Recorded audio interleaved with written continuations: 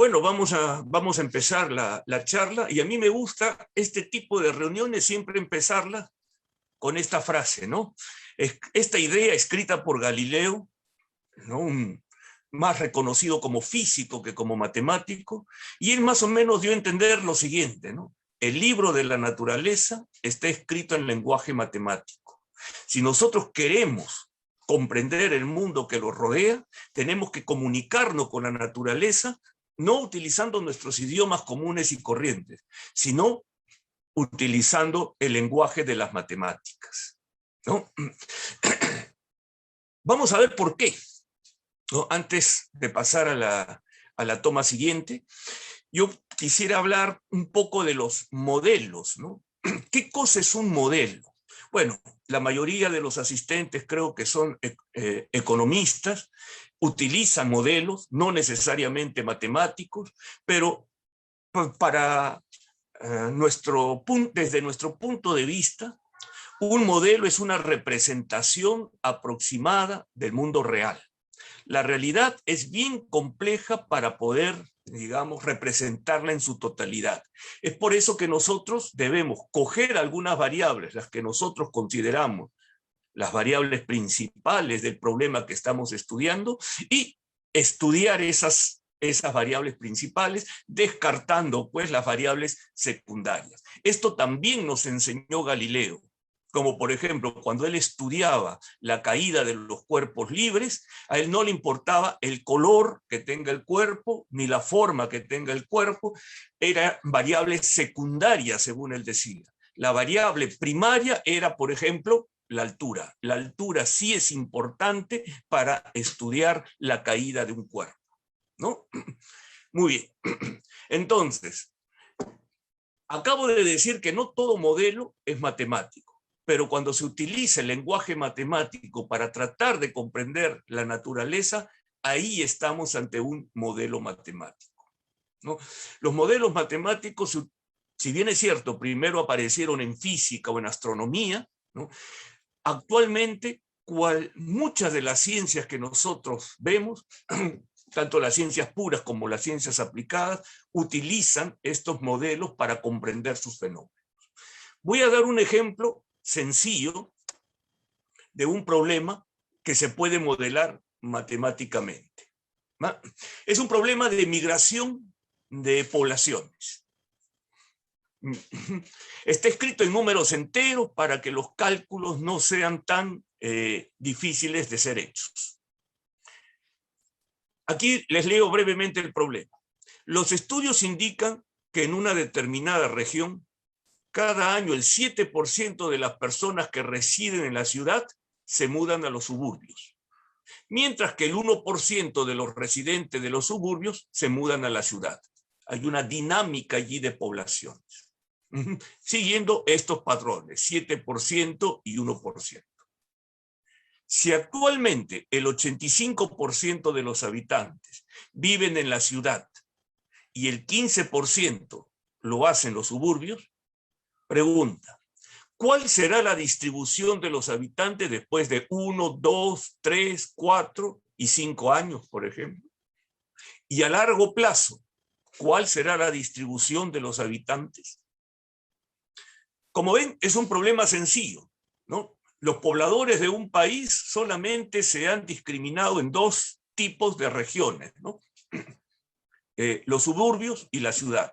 Por supuesto de que este problema se puede generalizar a muchas más regiones, ¿no? Pero en fin, la idea es simplemente ver cómo podemos modelar y si se puede resolver matemáticamente este problema y otros similares, ¿no? En primer lugar, hay una pregunta implícita allí que no la he contestado y que aparece en el problema.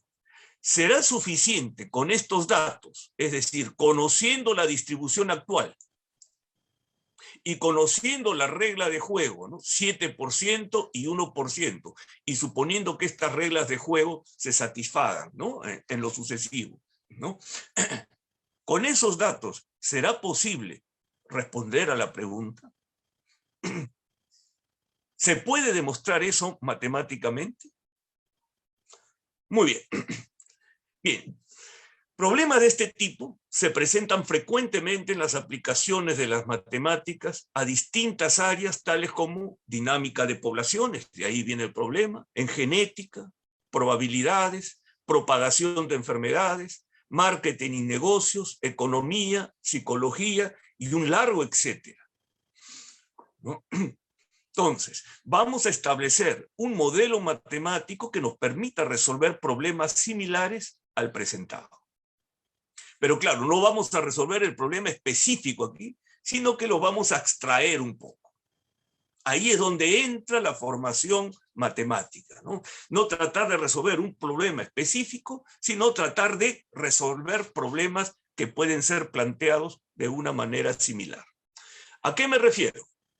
Bien, vamos a denotar por A al conjunto de los residentes en la ciudad y B a los residentes en los suburbios.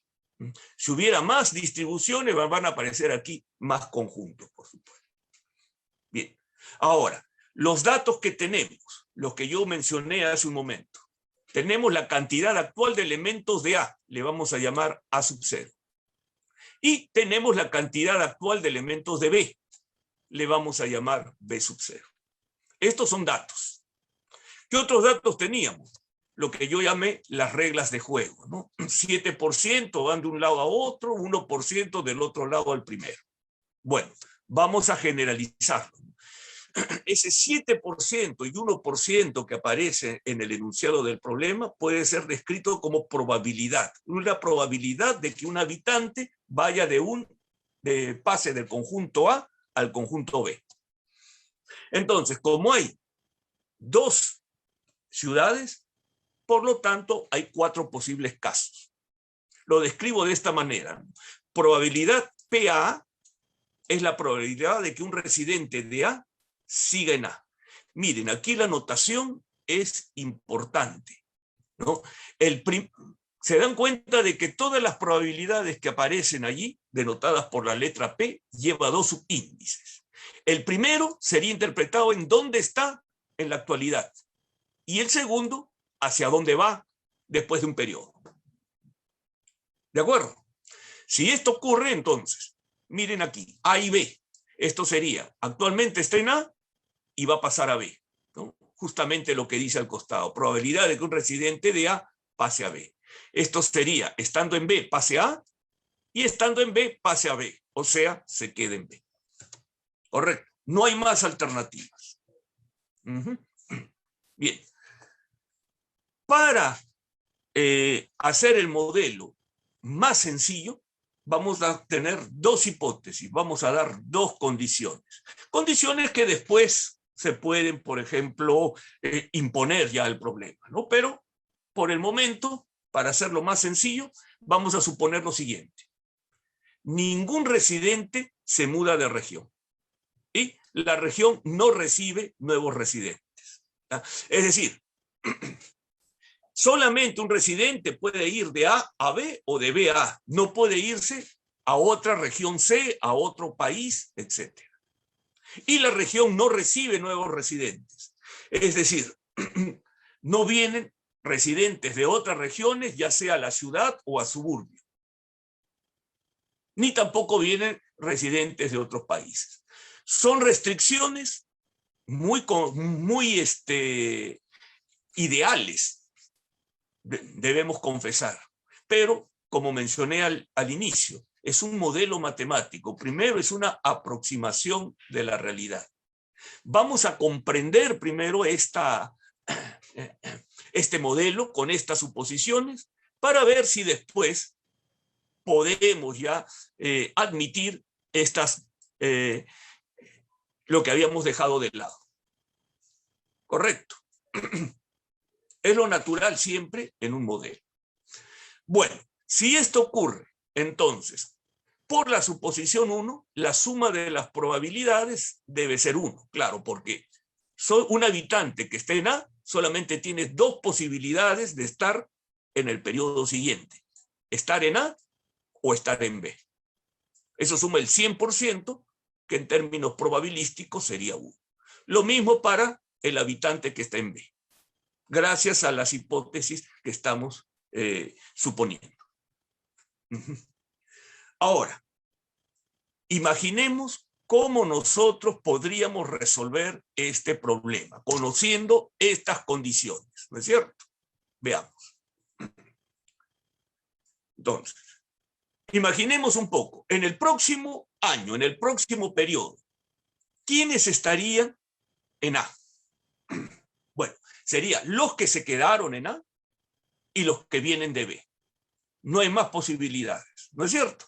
Entonces, para determinar el número de residentes de A, después de un periodo, se toma la probabilidad de que los residentes permanezcan en A y se multiplica por el número de residentes que actualmente está en A.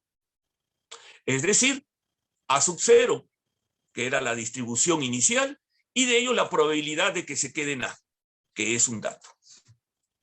Correcto. A esta cantidad le tenemos que añadir los residentes que vienen de B. ¿Y cómo se obtiene esta cantidad? Pues se obtiene al multiplicar el número de residentes que actualmente está en B por la probabilidad de que un residente de B se mude a A. Ese es otro dato, ¿no es cierto? Conocemos la cantidad inicial de residentes en B y sabemos la probabilidad que tiene esos residentes de pasar de B hacia A. Ahí está la multiplicación. Entonces, ¿qué hacemos al final? Sumamos los dos resultados. ¿Correcto? Si denotamos por A sub 1 a la cantidad de residentes que después de un año estarán en A, entonces este A sub 1 va a ser justamente la suma de estas dos cantidades. ¿No es cierto? Y quedaría esta parte de aquí. Muy bien. Empleando el mismo razonamiento, y si denotamos por B sub 1 a la cantidad de empleados que en el próximo periodo estarán en B, entonces todo lo anterior tenemos. B sub 1 es igual a sub 0 P a B, B sub 0 PB. Estos son los habitantes que se quedaron en B y lo multiplicamos por su probabilidad de que se quede. Y estos son los que vienen de A. Muy bien. Entonces, ¿qué teníamos? Que por lo menos en teoría, con esos 6 datos, nosotros podemos predecir qué es lo que va a pasar en el futuro, después de un periodo. ¿Correcto? Y entran los 6 datos, las 4 probabilidades y las condiciones iniciales. Entonces, si nosotros quisiéramos resolver la pregunta, la primera pregunta que se nos planteó, ¿cuál sería, ¿no?, la cantidad de habitantes en A y en B después de un periodo? Pues lo único que teníamos es reemplazar los datos. Correcto. Pero no vamos a hacer eso, porque dije de que el motivo no era solamente resolver ese problema, sino también tratar de resolver problemas genéricos, casos que se parecen, casos similares. Bien. ¿Qué haríamos entonces para hallar el número de habitantes en cada región después de 2 periodos? Pues uno intuitivamente dice, procedemos de la misma manera, ¿no? Correcto. El problema es que conforme el número de periodos va aumentando, las cuentas se van haciendo cada vez más problemáticas. Va a ir, por ejemplo, en la siguiente sería A sub 2 y B sub 2, A sub 1 aquí, B sub 1, pero A sub 1 y B sub 1 están dados por esta fórmula, entonces tendríamos que reemplazarla y el número de operaciones va creciendo tremendamente. O sea, no es una buena idea tratar de resolver con este método el problema después de 2 o más periodos. Es ahí en donde entra a tallar el lenguaje matemático. Si nosotros tenemos una buena notación, eso es el primer paso para poder resolver correctamente un problema. Como ejemplo, intenten hacer una operación con el sistema de los números romanos. Multipliquen, por ejemplo, 255 escrito en romanos con 28 también escrito en romanos. La notación que tenían los romanos era muy mala para hacer aritmética. Nosotros hoy gozamos de una notación posicional mucho mejor, por lo tanto podemos hacer una aritmética que nos satisface en la mayoría de operaciones comerciales que nosotros realizamos todos los días, ¿no es cierto? Bueno, entonces, haciendo la analogía, si nosotros representamos así y queremos resolver tal cual los problemas, estamos como los romanos cuando querían hacer aritmética, ¿no es cierto? Multiplicaciones o divisiones. Vamos a cambiar de notación. Y el cambio de notación, pues justamente es utilizar un lenguaje del álgebra lineal que se llama matrices. Correcto, un poco de álgebra matricial. Aquellas cosas que nos enseñan de repente en los primeros años de universidad y que nosotros al comienzo no sabemos muy bien para qué usarlas, si se presentan en la vida diaria. ¿No es así? Bueno, ocurre que estas dos ecuaciones se puede escribir de una manera más compacta utilizando notación matricial. Ahí está. Entonces, estas dos ecuaciones se pueden escribir de esta manera, donde este puntito representa la multiplicación de dos matrices, ¿no? Esta es una matriz 2 por 2, donde están las probabilidades, y esta es una matriz 2 filas y una columna, donde están las condiciones iniciales del problema, la distribución inicial de habitantes. ¿No es así? Correcto. Observen de que como ya esta de aquí es una notación mejor que la anterior, inmediatamente uno puede decir de que lo mismo se puede ser hecho si hubieran tres sitios a donde ir, A, B y C, o que hayan 5, o que hayan 20, o que hayan N en general. Se dan cuenta entonces cómo una buena notación ayuda a resolver el problema. No solamente del origen, desde donde partió, que habían solamente 2 sitios, ¿no? Sino se puede generalizar ya de una manera un poco más, más fácil, ¿no? Muy bien. Listo. Ahora, con esta anotación, veamos qué pasa. ¿Cómo sabemos el número de habitantes que hay en cada conjunto A o B después de 2 periodos? Pues tendríamos 2 maneras de hacer. Una es de frente con los datos iniciales o aprovechando el dato de caso 1, A sub 1 y B sub 1. Correcto. Son 2 maneras equivalentes de hacerlo. Aquí, por ejemplo, está hecho ir del caso 1 al caso 2, reemplazando simplemente todo lo que hicimos del paso 0 al paso 1, volverlo al paso 1 al paso 2. Correcto. La otra sería hacerlo de frente, del paso 0 al paso 2. Pero para eso nosotros necesitamos utilizar nuevamente una noción que aprendemos en los cursos de álgebra matricial, ¿no? Multiplicación de matrices. En este caso, potencia de una matriz. ¿Por qué? Porque, miren de aquí, A sub 2 se escribe la matriz de probabilidades por la situación después de un paso. Pero A sub 1, B sub 1, como ven en la lámina anterior, es justamente esto. Entonces, si reemplazamos ese producto aquí, inmediatamente sale una matriz multiplicada por sí misma. Ahí está el cuadrado. Apareció entonces la potencia de una matriz. ¿No? No está de más hacer aquí un pequeño paréntesis, y esto de aquí nos prueba por qué es importante el álgebra matricial, que está dentro del álgebra lineal. ¿No es cierto? Nos proporciona un lenguaje bien sencillo para poder entender problemas como este. Justo lo que decía Galileo, ¿no? Y con lo que empecé mi ponencia. ¿De acuerdo? Entonces hay 2 maneras, ir del paso 1 al paso 2 o de frente, del paso 0, del paso inicial al paso 2. Pero para eso nosotros utilizamos la potencia de una matriz. Entonces, ya creo que sería fácil generalizar. Si quiero ir del caso 2 al caso 3, utilizamos esto simplemente reemplazando aquí, ponemos 3 y aquí 2. O si no quiero saber los pasos intermedios de frente del paso 0 al paso 3, Entonces lo único que hacemos acá, ponemos 3, y aquí en vez de que aparezca 2, aparece 3, porque van a haber 3 multiplicaciones de la misma matriz. ¿No es cierto?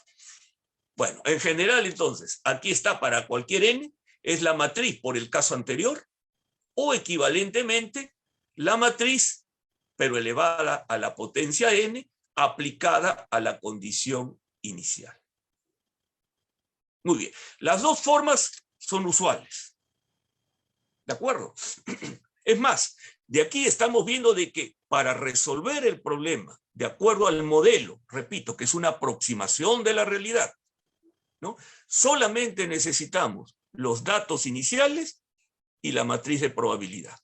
Todos esos datos nosotros los tenemos, nos los ha dado el problema. ¿De acuerdo? Entonces, esa pregunta que estaba implícita, ¿los datos que me dan son suficientes para resolver el problema? La hemos contestado satisfactoriamente gracias al álgebra lineal, teniendo una notación adecuada a través de las matrices. Otro paréntesis. Cuando nosotros dictamos álgebra lineal a los estudiantes, es frecuente que ellos pregunten, profesor, ¿y por qué se define así la multiplicación de matrices? ¿Por qué multiplicar filas por columnas, etc.? ¿No sería más fácil multiplicar entrada por entrada? Bueno, matemáticamente eso se puede hacer. Cualquier operación es posible. Pero la manera que yo contesto a la pregunta planteada por los estudiantes es: cualquier otro tipo de multiplicación no sirve para las aplicaciones. ¿No? Eso de multiplicar filas por columnas es lo que se usa en el mundo real. O sea, en realidad la matemática no es tan abstracta como parece, ¿no? Más bien la matemática, ¿no?, es una especie de generalización de cosas que nosotros resolvemos cotidianamente. Bien, cierro ese segundo paréntesis y continúo. Podemos inclusive compactificar más la notación.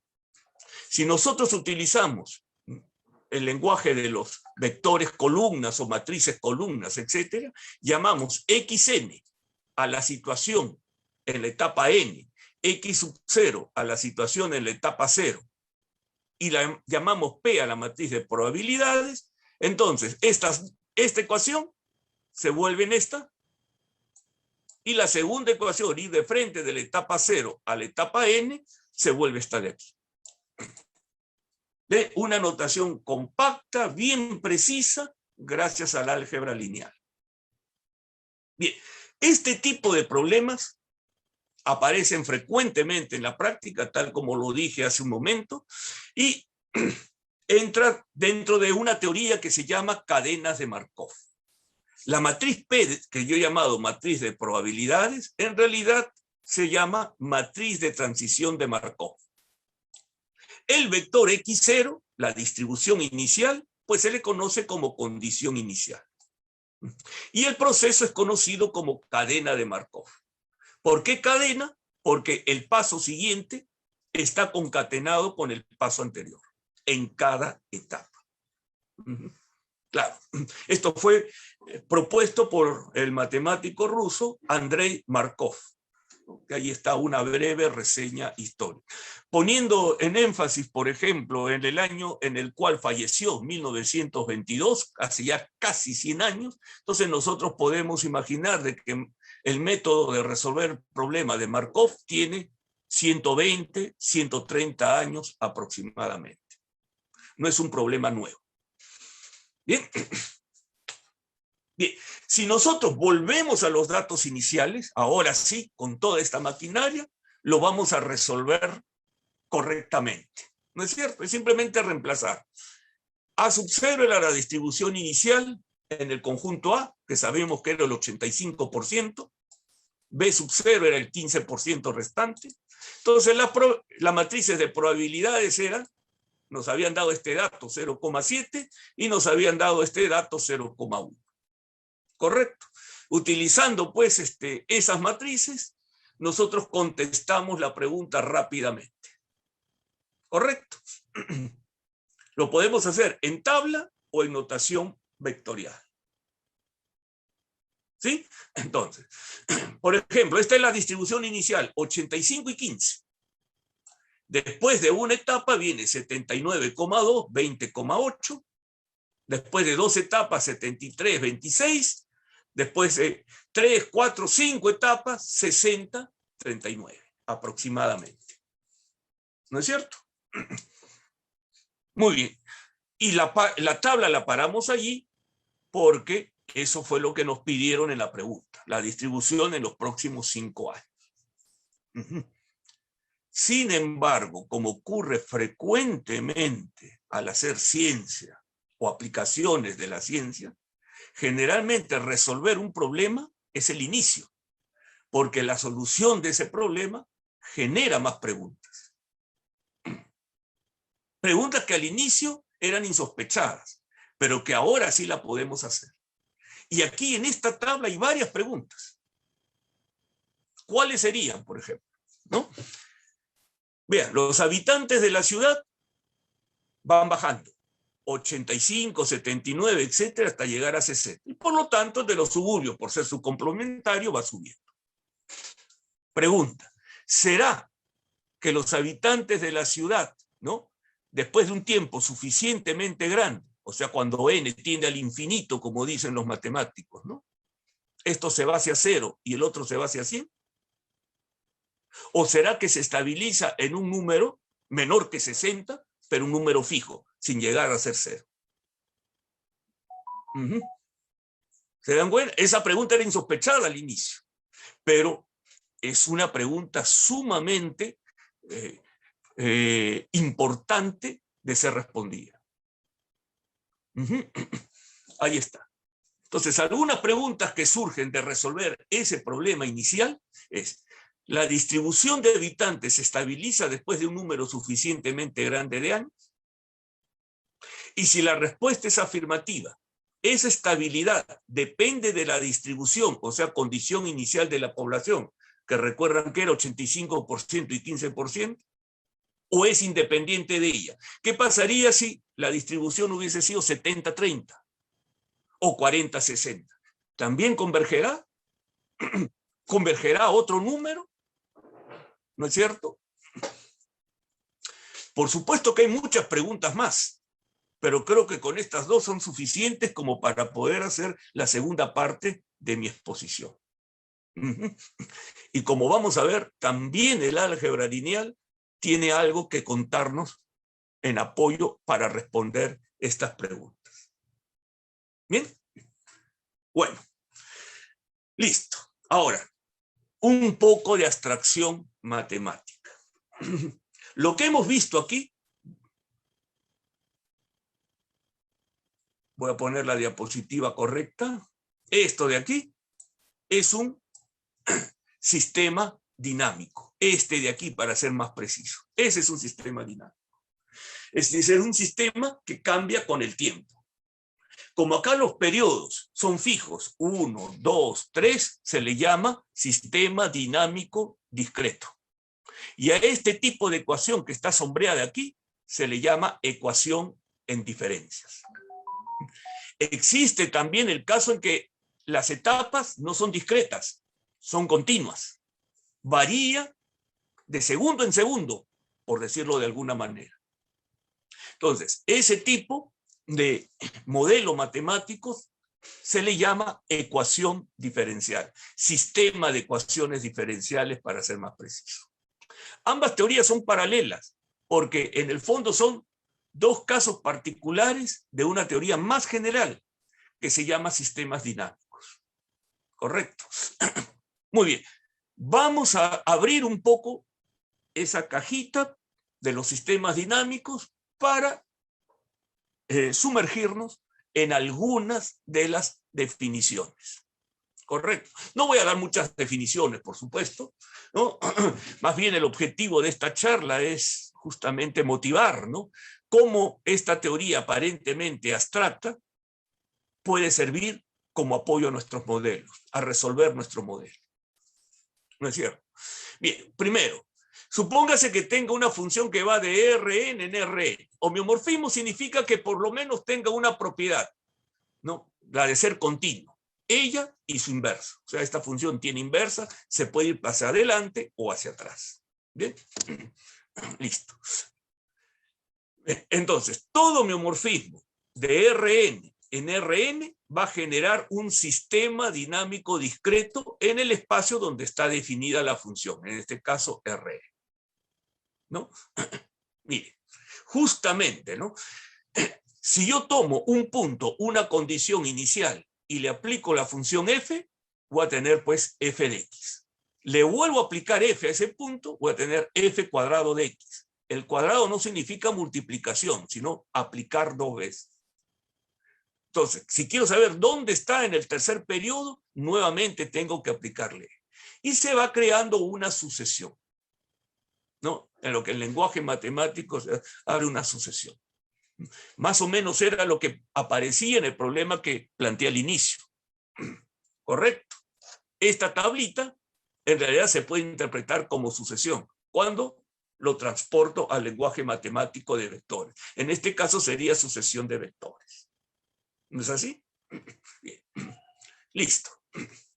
Entonces, en general, si denotamos f a la n como la composición de f, etcétera, y consideramos x sub 0 el valor inicial, la condición inicial, entonces la sucesión que se forma, xn, que vendría a ser el enésimo iterado del x sub 0, representa la evolución del punto x sub 0 producida por la aplicación f.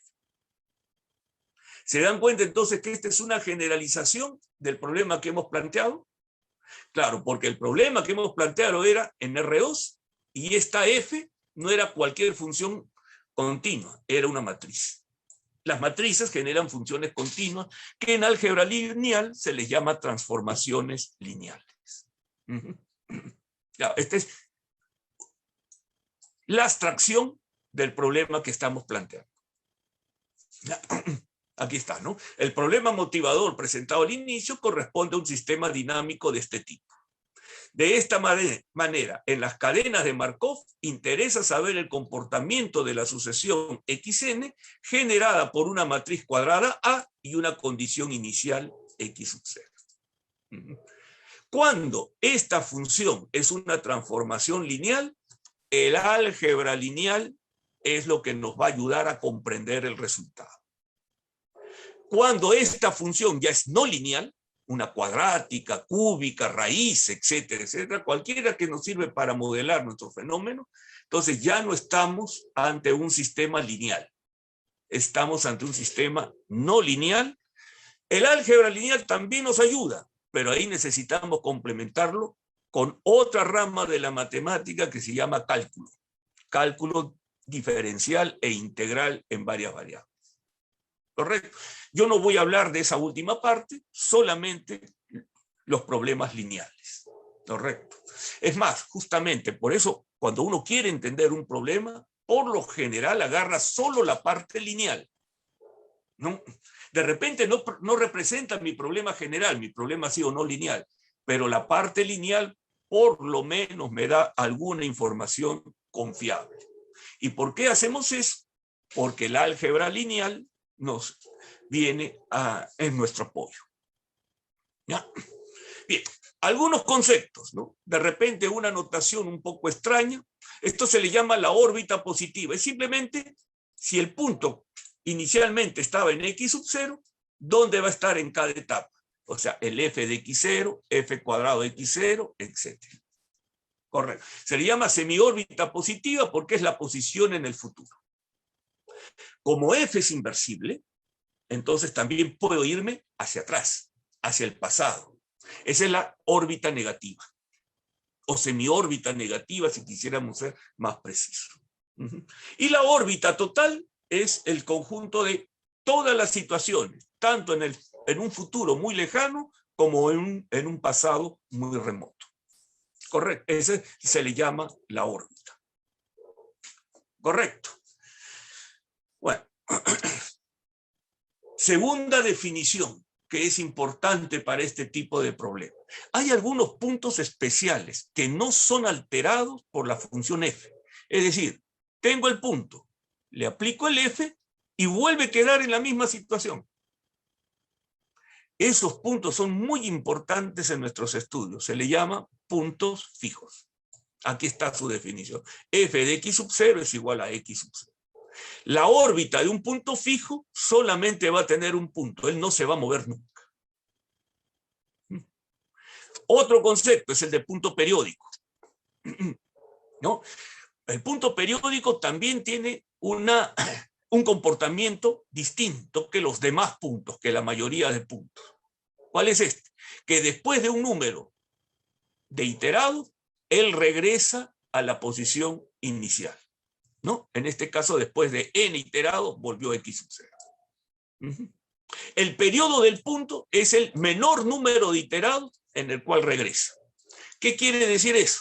Que tengo el punto, f de x sub 0 no regresó, o sea, f de x sub 0 es distinto de x sub 0. F cuadrado tampoco regresó, f cuadrado de x0 distinto de x0. Así sigo hasta fn menos 1 de x0 distinto de x0. Y recién en la etapa n, ahí regresa.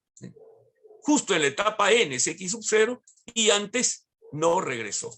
Antes era punto distinto. Recién en la etapa n se genera el periodo. Se cierra el periodo.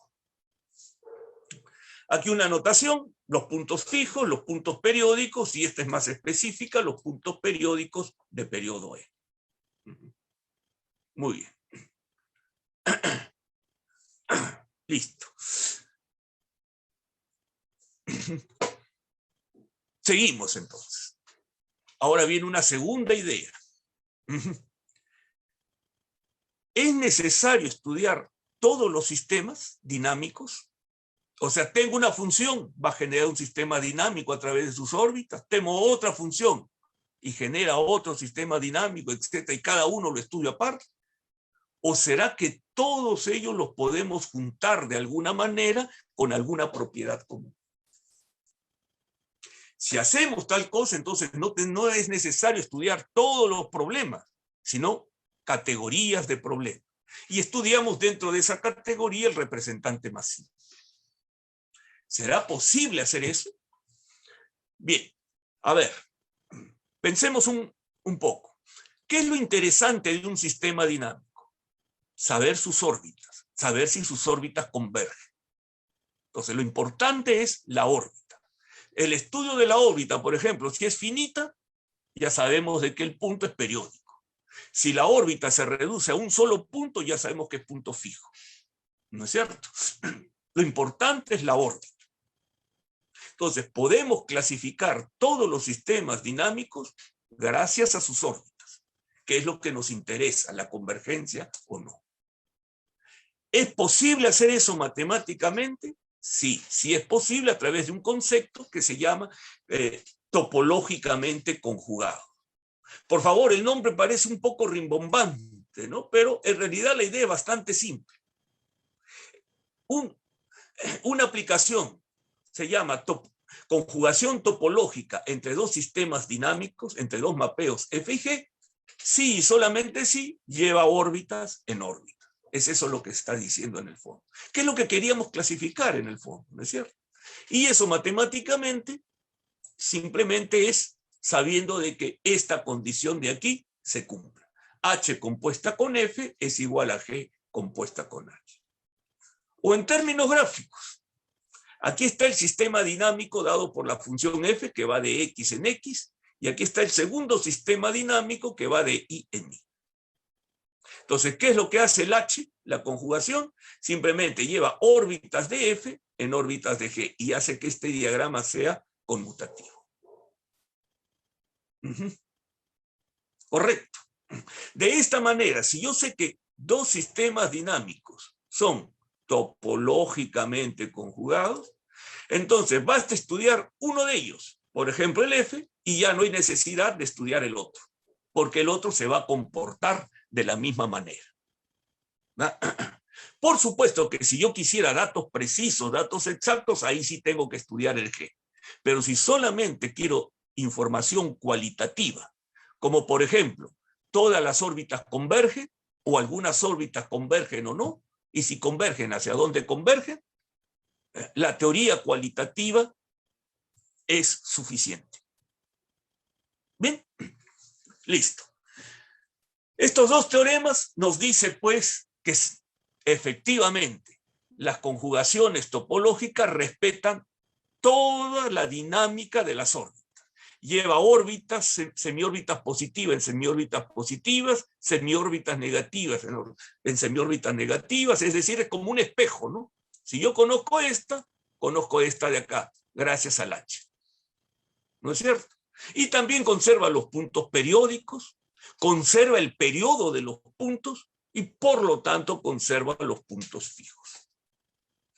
Conserva muchas más cosas, por supuesto, pero para nosotros, de acuerdo a la pregunta que hemos planteado, esto es suficiente. ¿No? Muy bien. Entonces, cuando F y G son homeomorfismos, las conjugaciones definen clases de equivalencia. Es decir, son relaciones de equivalencia, significa que reflexiva, simétrica y transitiva.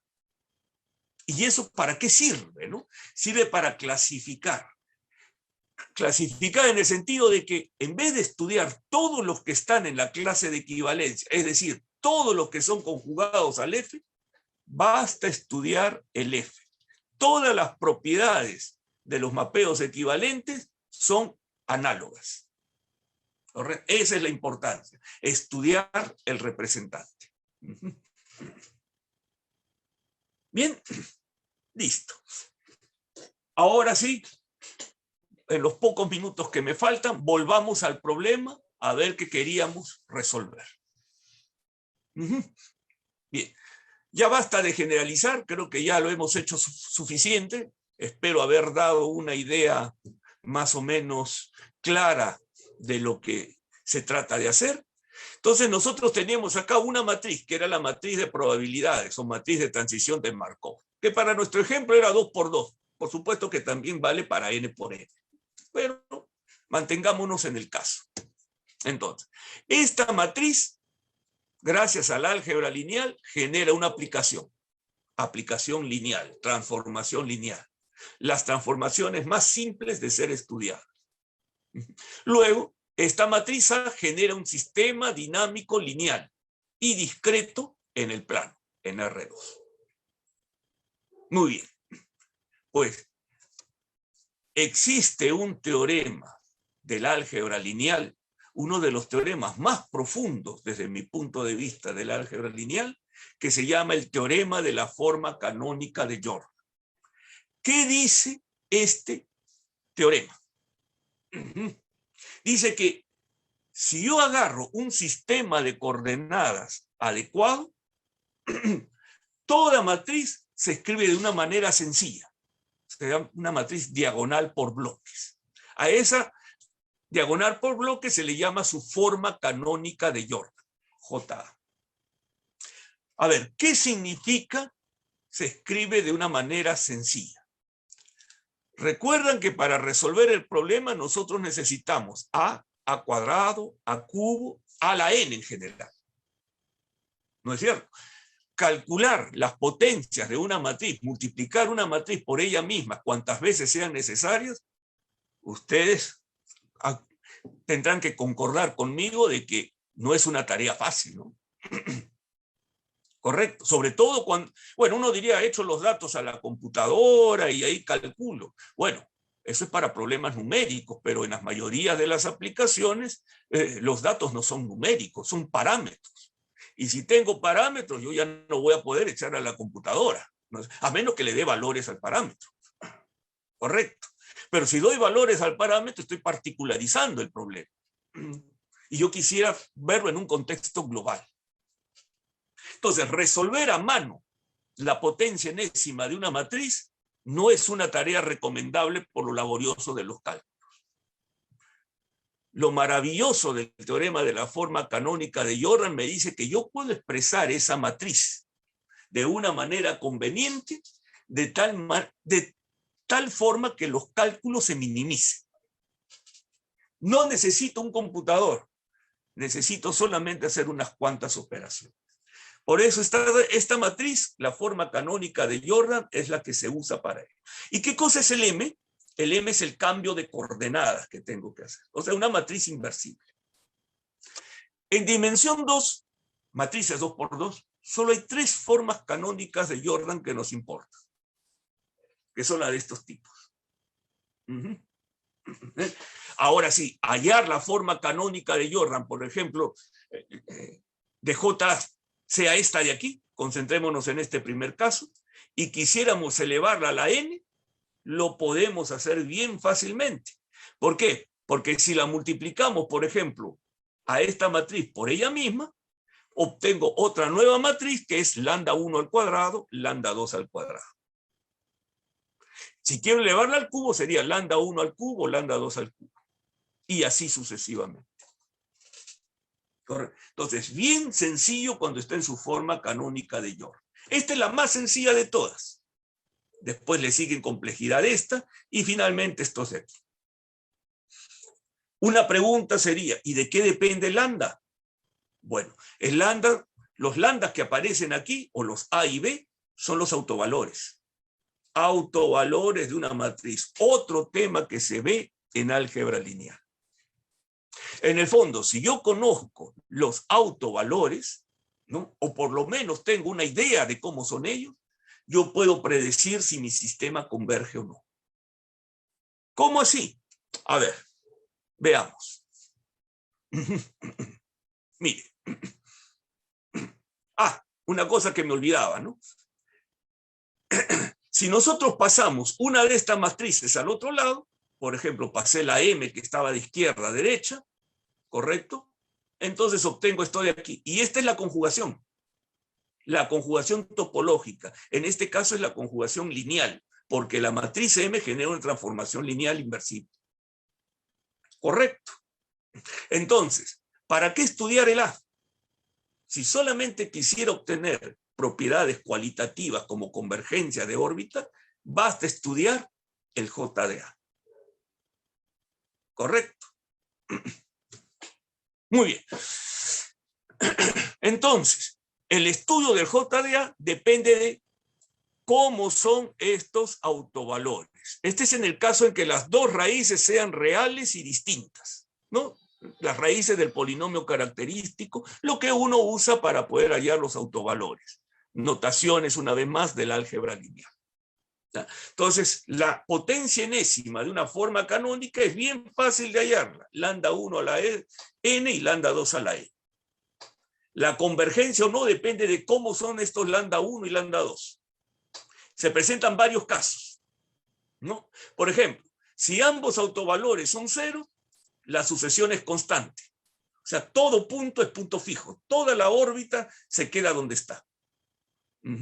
Claro, este es un caso muy excepcional. Vamos a ver otro caso. Por ejemplo, este de acá. Que los dos autovalores sean menores que 1. Entonces, el sistema dinámico que genera, aquí estarían todas las órbitas. Esta es la cara de todas las órbitas. X0 y sub 0 es la condición inicial. Entonces, como lambda 1 y lambda 2 en valor absoluto son menores que 1, eso significa que cuando n es suficientemente grande, este número y este otro va tendiendo al 0. Y en el límite 0. Y por lo tanto arrastra al X0, el Y sub 0. No importa que tan grande los tome. ¿Correcto? En realidad, entonces, muchos de los resultados no dependen de los valores iniciales. Era una de las preguntas que me había planteado. En realidad depende de la matriz. Es algo intrínseco al modelo, no de la condición inicial que yo tomo. ¿Y qué pasa si tomamos, por ejemplo, un autovalor menor que 1 y otro autovalor con valor absoluto mayor que 1? Bueno, ocurre de que esta converge hacia 0, pero esta ya diverge, porque como nosotros sabemos, si un número, por ejemplo, para fijar ideas, tomen el número 2, lo elevan a la potencia n, el número cada vez más crece. 2, 4, 8, 16, 32, etc. Y ya cuando el n es muy grande, este número se vuelve increíblemente grande. Y no importa qué tan pequeño sea el I sub 0, este lo arrastra.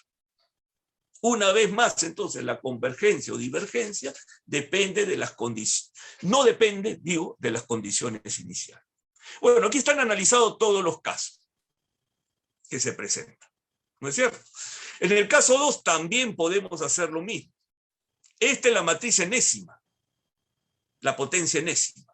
¿Se dan cuenta? No necesito mucho cálculo para darme cuenta que esta es la ley de formación de la potencia enésima.